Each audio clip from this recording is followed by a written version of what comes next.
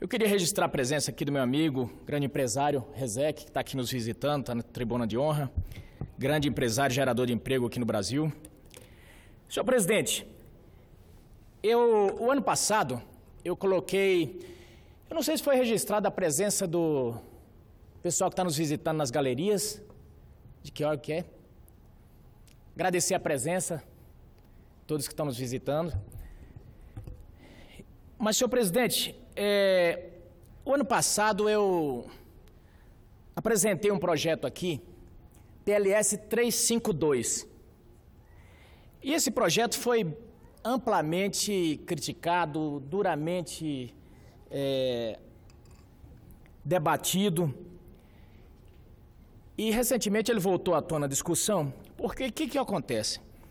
Quando do início da intervenção no Rio de Janeiro, eu vi uma situação em que descia um comboio de bandidos extremamente armados, fortemente armados, com armas de guerra, senador Sandoval. Ponto .50, lança-foguetes, granadas. A arma mais leve que eu vi lá foi fuzil. E passaram por 3 viaturas.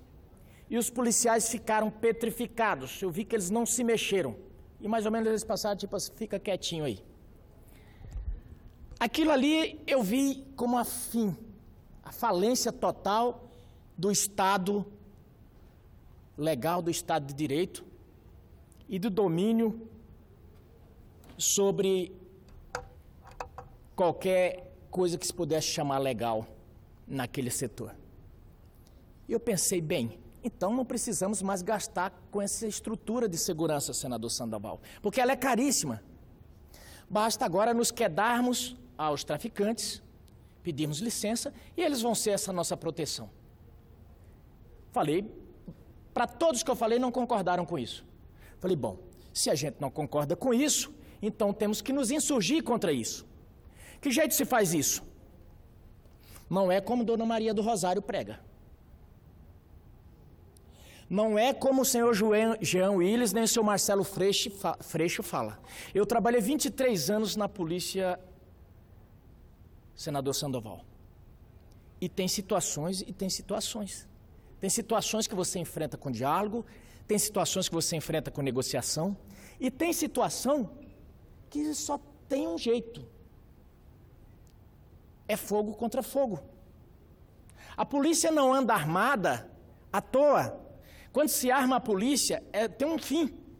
E não tem uma coisa que aflige mais um policial de ter que puxar uma arma, principalmente no Brasil. Porque quando ele puxa a arma, ele já fica, no cérebro dele já fica rodando. A corregedoria, o chefe que quer arrebentar com ele, os 500 burocratas que vão fazer o processo, o promotor que não imagina qual é a situação, que é um tiroteio, e por fim a condenação. E hoje um policial, quando ele entra, eu vejo aqueles meninos, senador Cristóvão, quando eles entram no concurso, que estão todos felizes que vão trabalhar, eu fico pensando, são presos em potenciais. Vão com certeza, ao final da carreira, se forem bons policiais, responder um monte de processo. Se forem maus policiais, não. Quando falar, tem um tiroteio aqui, eles vão para o lado de lá.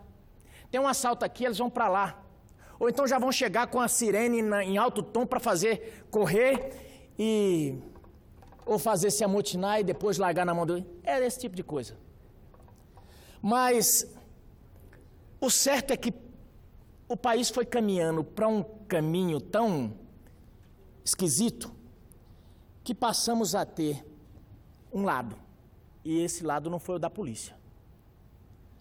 Passou-se a ver a polícia como a exceção e não como a regra. E essa exceção é a do mal policial. A do sujeito que bateu em fulano, do sujeito que torturou. E com isso, todo mundo passou a glamorizar o bandido. Os jornais glamorizam. Dá para saber...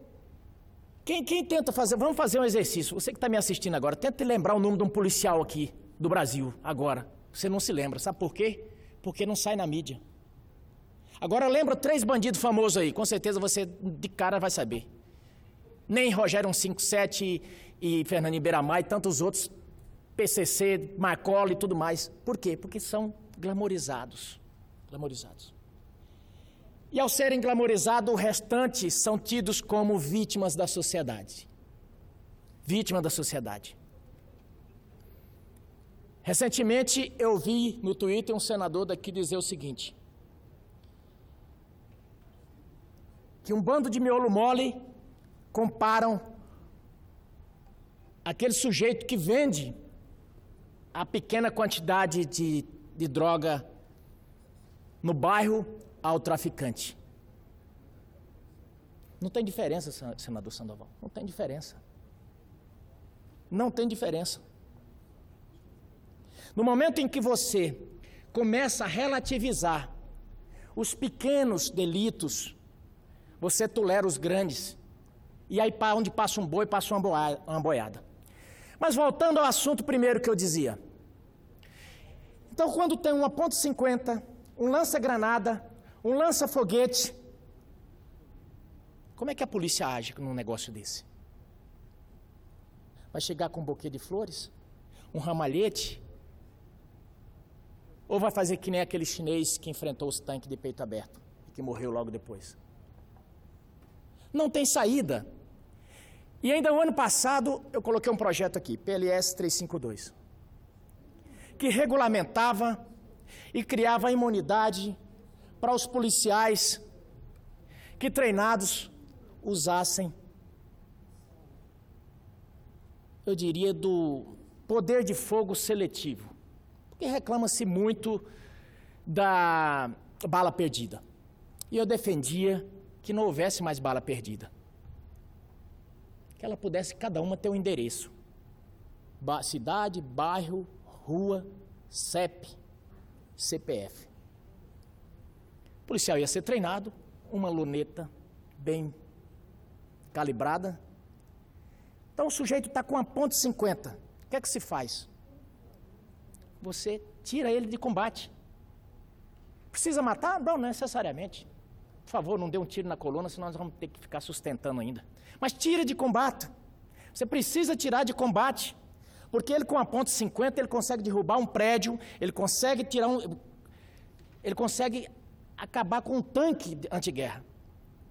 Nós estamos falando de guerra, de situação de exceção. A polícia vai andar com fuzis atirando nas pessoas? Não. Mas nós precisamos estar preparados. As polícias de todo o mundo têm. Nos Estados Unidos tem a SWAT. Eles andam matando indiscriminadamente pessoas? Não. Mas em determinados momentos é necessário. Não, mas em nome de uma paz que não existe aqui, aqui morre quase 70 mil pessoas por ano, vamos desarmar a população toda. Então desarma a população e os bandidos andam de .50. Então eu peço encarecidamente que esse projeto possa ser, pelo menos, debatido. Está lá, PLS 352, na Comissão de Constituição e Justiça. Recentemente, o governador eleito do Rio de Janeiro resolveu tratar sobre ele. Houve uma discussão muito grande. Eu espero que a gente possa discutir ele aqui, para que não seja no achômetro, para que a gente possa enfrentar essa discussão de forma técnica, da forma que ela precisa ser enfrentada. Porque enquanto a gente não enfrenta, eles lá nos morros do Rio, nos grandes centros, eles discutem isso. Eles discutem como abater um policial. Eles discutem como abater as pessoas. E nós ficamos nessa hipocrisia de não querer enfrentar certos assuntos. É melhor enfrentarmos do que vermos todo ano. Só no Rio de Janeiro, quase 150 policiais mortos. E mais, não é possível que um bairro pequeno, eles usem armas moderníssimas e aí resolvem fazer de tiro. Eu falei, acho que daqui um dia vamos ter que fazer um acordo com essas milícias, se não tiver como combatê-las. Fazer uma doação de fogos de artifício para que eles não comemorem, façam comemoração com aqueles negócios, porque aquelas munição voltam e pega na barriga das grávidas, matam crianças. Mas para Marcelo Freixo e para o time deles lá está tudo bem. A polícia não pode fazer nada. A polícia falou alguma coisa, está errado.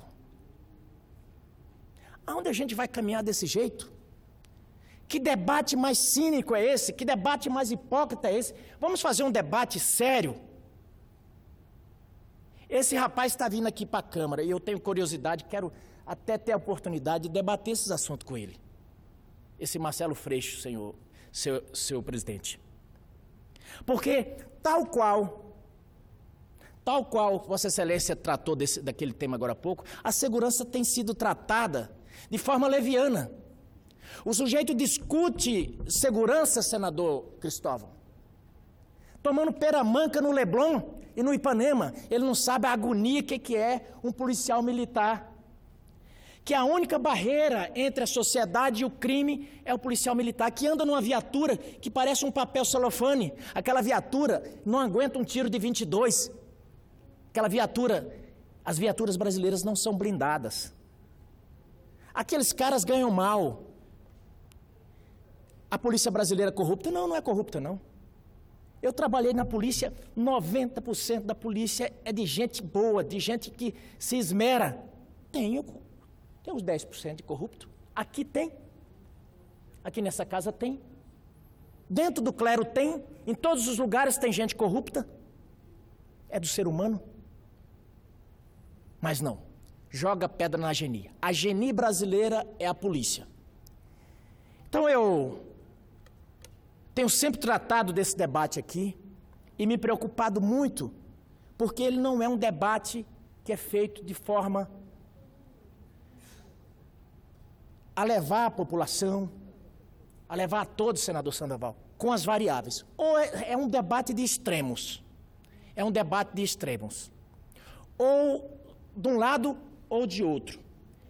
Nós precisamos fazer umas discussões com mais dados. Falamos, por exemplo, dos equipamentos que os policiais brasileiros usam, dos coletes vencidos, das armas que travam. E aí muita gente que está nos assistindo, e muitos desses, não imaginam o que é o policial estar no meio de um tiroteio e a arma dá uma pane. E aí ele reclamar, a arma deu uma pane, mas é comprado sempre da mesma empresa. E por anos e por décadas, e vai morrendo policiais e fica por isso mesmo. O que precisamos é de, como se disse, cautela e canja de galinha não faz mal a ninguém. É trazer o debate para o centro, sem os extremos. Porque ou é isso ou aquilo, parece até aquela lição do livro da quinta série. Ou é isso ou aquilo, se não for, não serve. Então nós precisamos ter sim um corpo de pessoal treinado. Mas se tiver sniper, Deus me livre. Não, nós estamos numa guerra, nós precisamos ter esse corpo treinado. Precisamos ter uma polícia treinada e precisamos sim cuidar da primeira infância. Agora não pode ser esse discurso demagogo de Érica Cocai. Falo aqui para ela porque já falei lá no Congresso. Não pode ser o discurso de Dona Jandira, que é só de um lado. Eu quero saber o que é que vira uma sociedade sem polícia. Então essas pessoas precisam ter um mínimo de retaguarda. Mas dito isso, senador Telmário Mota, queria lhe dizer que a sua indignação não é só contra aquele órgão, não.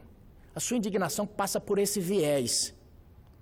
É um viés que tem tomado conta do país e que passa, por isso que eu falei agora sobre a segurança pública, passa sobre esse órgão aí, passa sobre a questão ambiental, passa sobre amarrar a nação, de tal forma, senador Sandoval, que se você resolver produzir aqui, você é taxado de bandido. Se você resolver fazer qualquer coisa que desenvolva esse país, você é rotulado. A educação nesse país, eu estou aqui diante do senador Cristóvão, que sempre bate na mesma tecla a respeito da educação. Mas eu vi o Enem ontem, eu saí muito... Meu filho foi fazer um Enem ontem. Eu vi a prova do Enem. Para se sair bem naquela prova, senador Sandoval, o senhor teria que, um menino teria que ser um bom frequentador de sauna ou de uma boate gay, para que ele pudesse saber o linguajar que eles exigiam ali. E aqui eu repito, nenhum preconceito. Tenho amigos homossexuais, as pessoas têm direito a ter sua opção, cada um vive do jeito que quer. Mas que história é essa de você querer inculcar nas pessoas certo viés? Deixe a sociedade livre. Já que está tão na moda Roger Waters, me lembro da música, deixem as crianças em paz. Deixem as crianças em paz. Que dia que nós vamos voltar só a ensinar português, matemática e ter a boa e velha discussão sem querer inculcar, sem... Aí quando se fala a escola sem partido, já acha que quer tirar discussão filosófica ou sociológica de dentro da sala de aula. Não, quer tirar o partido mesmo. Quer tirar o partido mesmo. Eu me lembro de um professor meu que ele era extremamente polêmico, rançoso, criticava tudo. Mas quando o assunto era partidário, ele falou, cara, eu não mexo com política partidária. Isso aí vocês vão depois fazer lá. Mas nós estamos agora no momento em que começamos uma nova discussão. E aí eu volto ao meu estado, porque diz que um homem só enxerga o universo a partir do lugar onde mora, e não poderia ser diferente comigo. Então, senador Thelmário, já me encaminhando para o final, o estado de Mato Grosso talvez tenha sido um dos principais estados da federação penalizado por esse viés. As estradas lá, já tem estrada lá 12 anos esperando uma licença. Não sai, sabe por quê? Porque algum técnico aqui pôs na cabeça que não pode abrir aquela estrada, porque senão vai acabar com o meio ambiente. Pois bem, a estrada existe há 50 anos. Se tivesse que acabar com o meio ambiente, já tinha acabado. Aí nossos produtos se tornam menos competitivos, as pessoas morrem. Mas não, ele continua satisfeito aqui com a sua consciência, que aprendeu de algum militante ativista na escola, e o Estado continua lá. Nós temos áreas, senador Thelmário Mota, nós temos áreas em Mato Grosso que, pasme, todo mundo fala, Mato Grosso está desmatando, está não sei o quê. Nós temos áreas lá que dá para dobrar a produção sem derrubar um pé de mato. Dá para dobrar a produção sem derrubar um pé de mato. Agora mesmo saiu um estudo que nós usamos 7% do nosso território em agricultura. Lá em Mato Grosso, 63% do território está preservado. Mas 7% só é usado em agricultura. Mas o Estado, senador Thelmário, sofre a cada dia com o IBAMA, com boa parte da FUNAI, com os travamentos aqui em Brasília. E aí as pessoas perguntam, nossa, como é que tiveram a coragem de votar nessa direita branca, reacionário, nesse nazista, nesse fascista, desse Bolsonaro? Só mais um minuto, senador Thelmário, só mais um minuto e já termino. Então o que acontece? Não foi em Bolsonaro que eles votaram, não. Não foi em Bolsonaro que os mato-grossenses votaram, não. Eles desvotaram nesses especialistas em segurança do Leblon. Eles desvotaram nesses ativistas que travam o nosso país, do IBAMA. Eles desvotaram nessa burocracia que arrebenta esse país aqui de Brasília. Eles desvotaram, senador Thelmário, nesses pacifistas lá do conselho que o senhor acabou de dizer aqui. Eles desvotaram nessa gente que acha que é dono do país, dessa gente que acha que deve dizer que jeito que o cidadão deve acordar e viver. Eles desvotaram nessas pessoas que acham que deve dizer que tipo de religião você deve ter ou se não deve ter, Que tipo de opção sexual você deve ter ou qual você não deve ter? Essas pessoas começaram a amarrar o Brasil com o conceito de liberdade, começaram a manietar. Com história de Estado laico, começaram a querer proibir as religiões, essa é que é a grande verdade. Com história de liberdade, começaram a nos prender. E de repente, o povo brasileiro foi às ruas em 2013 e começou a passar um recado. E tal qual a banda do Titanic, senador Teomário, continuou tocando. Mais um recadinho aqui e ninguém entendeu nada. Aí esses dias me perguntaram, mas Medeiros, você teve a coragem de votar em Bolsonaro? Eu não. O povo brasileiro. E eu vou falar uma coisa, eu falei, se vocês não tivessem cometido pecado, por que será que Deus colocou Bolsonaro no caminho de vocês? Há muito tempo que está ali senador Cristóvão, se vindo de Atalaia, subindo nessa tribuna e dizendo, o tecido social desse país está sofrendo uma espécie de esgarçamento. Nós estamos... E a banda continuava tocando aqui.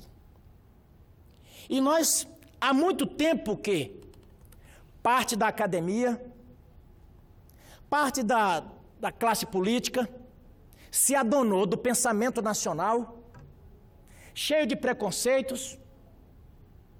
Nós somos o dono da verdade e a gente dá as teses aqui e vocês ganharam o poder, senador Teomário Mota. Chegaram, passaram 20 anos quase no poder. Eu não estou falando do PT, não. Estou falando do PT, não. Porque se a gente pegar o PT, o Lula foi só um casulo onde se embrionou essa turma. Usaram aí um sujeito que tinha contato direto com as massas e vamos ganhar o poder. Tudo bem, ganharam o poder. E aí agora nós somos donos e vamos mostrar para essa turma como é que se anda. Vamos dirigir o navio. Mas abusaram da nossa paciência. E daí a pouco a população se cansou e eles acharam, 20 centavos. E a definição mais clara que eu vi desse movimento todo foi aquele comediante Rafinha Bastos. Rafinha Bastos comparou aquele movimento de 2013, o que aconteceu depois, e agora essa eleição de Bolsonaro, com a esposinha. Diz que a esposinha recatada, que sempre aguentava, casou com um ogro, e o sujeito chegava em casa e jogava os sapatos, faça massagem nos meus pés, e traz a toalha, e traz não sei o quê, e foram passando os anos de casamento. E ela foi se cansando daquilo. E certo dia, ele falou, me traz o shampoo. Ela jogou o shampoo, quebrou o box, arrebentou tudo, catou a mala e foi embora. E ele falou, nossa, só por causa de um shampoo? Não era o shampoo. Era o todo, eram todos os abusos anteriores. O que aconteceu agora foi isso com o povo brasileiro. Ela falou, mas o Bolsonaro não presta, não sei o que. Eu não quero saber, não quero saber. Eu quero saber que eu cansei de vocês. Ah, mas eu fiz isso, eu fiz aquilo, eu não quero saber. Eu cansei. Agora, o que me amedronta é que, mesmo depois disso, boa parte dessas pessoas não entenderam que o problema não é Bolsonaro, o problema não é esse, aquele. O problema é que perderam a conexão com as pessoas, perderam a capacidade de se comunicar e perderam a capacidade de identificar o que o brasileiro está pensando e o que espera de uma classe política. Não conseguiram entender ainda. Que as pessoas fizeram como se falassem, olha, eu não quero nem saber, eu vou pular no escuro porque qualquer coisa é melhor do que o que vocês estão me apresentando. Eu não quero saber mais. Vocês sempre falam as mesmas coisas. Vocês, todos os anos que tem uma legislatura, vocês se reúnem e dizem, o pacto federativo vai mudar. Reúne os governadores, os prefeitos ali naquele salão negro e diz, agora vai mudar. E os municípios continuam na penúria, e a coisa continua do mesmo jeito. E o sujeito continua na fila do pronto-socorro, e nada funciona. E vem o programa eleitoral, e tudo do mesmo jeito. Aí ele chuta o balde, aí fala, nossa, é por causa de 20 centavos. Que 20 centavos, criança? Você não entendeu. Você não entendeu nada. Aí fala assim, agora vamos fazer resistência. O que foi? Queimou o chuveiro? Está precisando de resistência? Que resistência? Resistência a Bolsonaro? Não, você não entendeu. Qualquer resistência agora é resistência contra o povo. E pode ter certeza que as pessoas tiraram os grilhões. As pessoas estão agora o seguinte. As pessoas da agora estão o seguinte. Pô, Bolsonaro, não deu certo, tiro, troco, faz. As pessoas perderam o cabresto. Eu passei, senador Cristóvão, pelo Nordeste. E vou dizer uma coisa.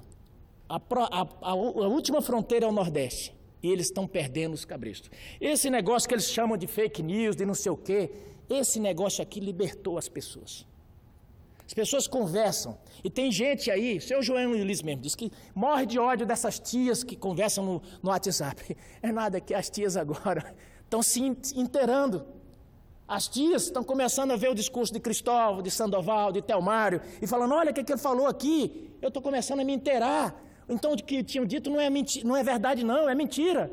Aí eles dizem, olha, o fake news do WhatsApp. Que fake news do WhatsApp? As pessoas estão se informando. Então, mentir já está ficando mais difícil. Sabe por quê? Porque as pessoas começam a comparar. Então, o povo brasileiro nessa eleição, independente de quem votou, em quem, a eleição foi uma vitória do povo brasileiro. Sabe por quê? Porque se vai dar certo ou não, não sabe. Aí ela jogou para cima. Quem manda no meu nariz sou eu. Com a palavra, senador Cristóvão. Senador Medeiros, quando o senhor quiser, não precisa interromper o seu discurso. Não, já estou terminando e com muita honra. Eu estava escutando o seu discurso. Confesso que a primeira parte eu fiquei aqui discordando muito nessa maneira de ver como é que vamos enfrentar a violência, senador Telmário. Mas essa última parte, eu devo dizer que eu concordo com muitas das coisas que o senhor está dizendo. E eu temo que as forças... Devo dizer logo de saída que eu não votei no Bolsonaro, diferentemente do senhor.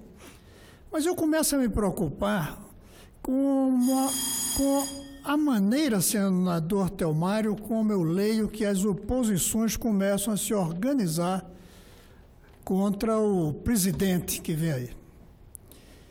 E eu temo que eles, ou nós, coloquemos, vamos fazer oposição ao nosso governo antes de fazer oposição a nós próprios, para reconhecermos onde erramos. Eu digo nós, não o PT, que eu não sou há quase 15 anos. Eu digo nós, os democratas progressistas. Antes de oposição ao Bolsonaro, e eu acho que tem muita coisa a fazer oposição sim a ele, sobretudo os riscos que estamos correndo do que ele vem dizendo sobre política externa, absolutamente decisões ameaçadoras para o futuro do Brasil, submissão vergonhosa a determinações desse senhor Trump. Mas antes dessa oposição ao novo governo, nós precisamos fazer uma oposição a nós mesmos para sabermos onde erramos. E aí é um ponto que eu queria dizer que estou de acordo com o senhor. Nós perdemos a capacidade de refletir, de pensar. Nossos filósofos são subalternos ao que pensam os líderes políticos. Todo mundo reclama que o Brasil está cheio de maus políticos. Senador Telmário, pior do que isso é que estamos carentes de bons filósofos. Eu não falo filósofo do ponto de vista profissional, eu falo filósofo do ponto de vista de fazer reflexão, entender as coisas, como o senhor falou aí um pouco. Nossos filósofos ficaram subordinados ao credo do partido ao qual pertence. Imagine Celso Furtado prisioneiro de um partido. Naquela época, ele pensava o Brasil e votava no partido, mas não era subordinado. Pode olhar os filósofos que entraram no PT como se subordinaram às determinações do PT e perderam a autocrítica, a capacidade de pensar, de refletir e, portanto, de alertar dos erros. O culto à personalidade, aos dirigentes dos partidos, dominou os que se consideram filósofos, intelectuais, pensadores, em vez de usar a cabeça para pensar, usar a cabeça para balançar, dizendo sim, sim, sim, ou não, não, não, conforme quem falasse. Para mim, essa é uma das grandes tragédias do presente. A subordinação dos intelectuais, dos pensadores, às determinações dos partidos aos quais eles pertencem. Além disso, não faz sentido ser apenas oposição sem pensar o que é que a gente quer colocar no lugar do que vem aí. Que tipo de Brasil a gente quer para o futuro? É aí que deve nascer uma nova oposição. Uma oposição em função do que é que a gente defende para o futuro. Porque o que a gente defendia até aqui, o povo passou por cima. Senador Medeiros, o senhor tem razão, passou por cima. Não aguentou, o senhor usou até essa ideia, não aguento mais. O povo não aguentou e passou por cima. Não adianta fazer oposição ao novo olhando para o velho. A gente tem que fazer oposição ao novo, que a gente discorda, e eu discordo, provavelmente muito, do que vem aí de novo, mas formulando um outro novo, e não querendo voltar ao velho que o povo repudiou. Qual é o Estado que a gente quer? É um Estado para dar privilégio a quem está dentro dele, ou é um Estado para servir ao público? E na hora de servir ao público, é melhor se estiver debaixo do Estado ou numa cooperação público-privada, em que Estado e privado servem ao público? Qual é o propósito das políticas públicas? Servirem às corporações ou servirem ao público? Nós vamos dividir o Brasil ainda nas republiquetas que hoje dominam aquilo que seria a grande república, ou vamos de fato construir uma república completa em que os grupos corporativos têm que se subordinar aos interesses maiores do conjunto? Onde é que nós vamos trabalhar para saber se a economia tem que ser politizada ou é um espaço da técnica, como eu defendo há muitos anos?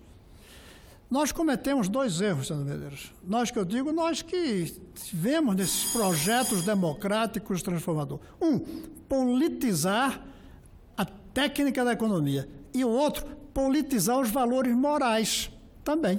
É um equívoco. A política tem que respeitar a ética de cada um, de cada grupo, como a religião também. E deve tratar a economia dentro dos seus limites técnicos. Não dá para politizar mais a economia como antes da globalização, antes da robótica, antes dos limites ao meio ambiente, do meio ambiente. Hoje a economia é amarradinha. Qualquer coisinha que você quiser fazer com intenções ideológicas ou políticas, não dá certo. Mesma coisa os valores éticos. Nós interferimos muito para orientar os valores éticos da sociedade politicamente. Daí a ideia do politicamente correto. O correto é um espaço da ética.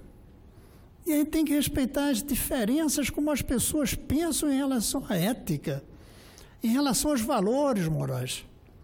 Nós vamos querer continuar interferindo politicamente para fazer a economia como a gente imagina que pode fazer, sem respeitar os limites técnicos? Ou vai querer dizer, não, a economia é um espaço da técnica, não da política? Salvo quem paga imposto, ser mais pobre ou mais rico. Aí é a distribuição, aí é política. E nos valores morais, a gente vai continuar querendo interferir ou vai querer respeitar como um processo de cada indivíduo quase, desde que haja tolerância com os outros? Se eu estou defendendo que cada um tenha sua ética, é preciso exigir que respeite a ética dos outros. Pois bem, eu temo que a gente esteja entrando num tempo em que o futuro seja baseado na nostalgia. E em que, em vez de avançar para superar os problemas, que eu pessoalmente antevejo que virão, espero estar enganado, mas em vez de pensar como avançar para superar os problemas, a gente queira regredir aos problemas de antes que o povo já repudiou. Então, essa última parte do seu discurso é que me chamou a atenção e me deu vontade de me manifestar sobre, de fato, o povo deu um recado. E o primeiro passo de quem quiser melhorar o Brasil é pensar onde é que nós erramos, os que perderam. E não pensar como é que a gente dá uma rasteira nos que ganharam. Isso eu estou de acordo que a gente precisa pensar com cuidado. Temos que enfrentar os erros que virão aí. Mas mais importante do que enfrentar os erros que virão aí é reconhecermos os erros que nós cometemos no passado. E qual é a nova formulação que a gente tem que trazer para que o povo entenda que nós temos razões de estarmos em sintonia com o que o Brasil precisa. Se não fizermos isso, nós não vamos merecer nem ser oposição. Nós não vamos merecer nem justificar ficar falando contra, se não tivermos de que falar a favor de ideias alternativas. Eu espero, não vou estar mais aqui, senador Romário, mas eu espero que aqui dentro haja lucidez para pensar algo novo e não apenas ser contra o que vem aí. Eu espero que surjam ideias novas e não apenas reação às ideias que estão chegando agora. Lamento não poder colaborar aqui, mas sempre há espaço, trincheiras, onde a gente pode colaborar para formular essas ideias. E eu vou continuar. Cheguei aqui pelas circunstâncias carregado de sonhos. Vou levar os sonhos e tentar administrar as circunstâncias que venham por aí, de tal maneira que nos anos que ainda tenho eu possa dar uma contribuição. Era isso, senador Medeiros, que eu queria dizer, provocado pela sua parte final do discurso. A primeira, eu confesso que eu prefiro não entrar, porque como o senhor é da área técnica da luta contra a violência, talvez tenha mais informações do que eu. Muito obrigado. Senador Medeiros, antes de Vossa Excelência retomar a palavra, eu quero aqui registrar na galeria a presença dos alunos e alunas, né, da escola, da Faculdade Meridional, Ensino Superior do Passo Fundo. É a escola de Direito? Então, sejam bem-vindos à Casa do Povo. Senador Medeiros, antes de Vossa Excelência sair da tribuna, eu quero também me posicionar sobre o discurso de Vossa Excelência. Quando Vossa Excelência fala de segurança, naturalmente, como bem disse o senador Cristóvão, é uma área que Vossa Excelência domina, porque Vossa Excelência vem de um quadro, de uma academia de respeitabilidade na nação, que é a PRF. Eu, pelo menos, tenho muito carinho por ela e eu acho que a população brasileira também tem. E Vossa Excelência, quando aborda esse assunto, Vossa Excelência tem um domínio desse assunto e tem pelo olhar, naturalmente, daquele que protege a população. Então, eu respeito muito e nem discuto esse mérito. Eu até a considero. Mas quando Vossa Excelência fala da segunda parte, Vossa Excelência é extremamente cirúrgico. E me fez lembrar, senador Sandoval e senador Cristóvão, uma fala do presidente dos Estados Unidos, Ronald Reagan. Ele dizia o seguinte: quando o povo perceber que nós, o povo, é quem damos o comando, a história muda. Ou seja, o Estado é o carro, o povo é o motorista. Quem impõe a velocidade e o destino é o povo. E agora o povo resolveu dirigir. Quer dizer, você tem toda a razão. Não é olhar ali a figura do presidente Bolsonaro, com todo respeito às suas colocações, mas ele tinha hora que ele fazia umas coisas que não dava nem de entender. Mas o importante é que ele foi a válvula de escape. O povo escolheu, trilhou pelo aquele caminho. Sabia que ele olhou em todos os ângulos, com bons nomes. Bons nomes. Álvaro Dias é um bom nome. O ex-governador de São Paulo, um bom nome. Ciro Gomes, um cara preparado. Mas ele disse: não, vim aqui.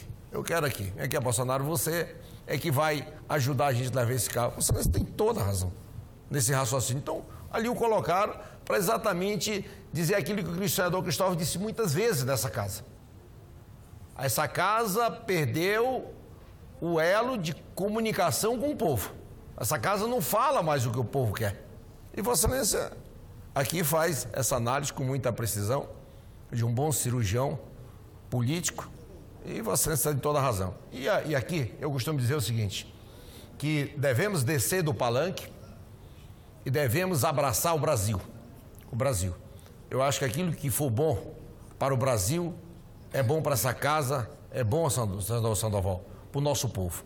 O Brasil precisa, nesse momento, unificar, sabe, caminhar, virar essa página e buscar o tempo perdido, em todos os sentidos.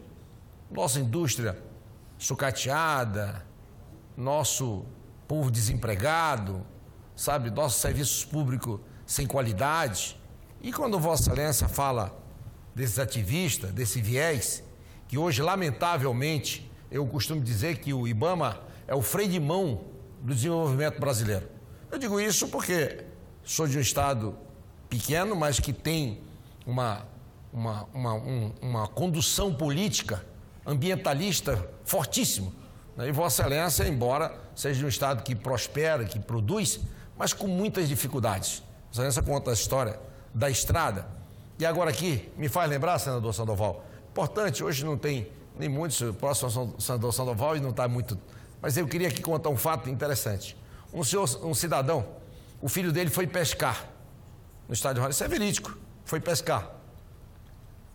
E nessa pescaria a canoa virou, embocou e ele perdeu a vida, sumiu. E deram notícia que tinham visto numa ilha, uma ilha de preservação, que estava visto uma pessoa muito próxima onde aconteceu o acidente, uma pessoa muito parecida ali e tal. E o pai com a família foram para essa ilha. É uma ilha que tem muitos animais selvagens, onça, essas coisas e tal. E ele levou uma espingarda registrada, no nome dele, com uma proteção de vida, para aquele local, um lugar totalmente isolado, a ilha de Maracá. E lá os fiscais do IBAMA encontraram ele lá, encontraram com essa espingarda. Você acredita que aconteceu? Está condenado e preso. Um cara que está sofrendo mal de Parkinson, perdeu o filho, foi atrás do filho, por estar com essa espingarda lá registrada numa área ambiental que não podia ter arma, ele está preso. Olha que absurdo! Olha que absurdo! Sabe? Eu não consigo entender. Isso quer dizer, um pedido do promotor, uma condenação do juiz e uma ação dos órgãos ambientais.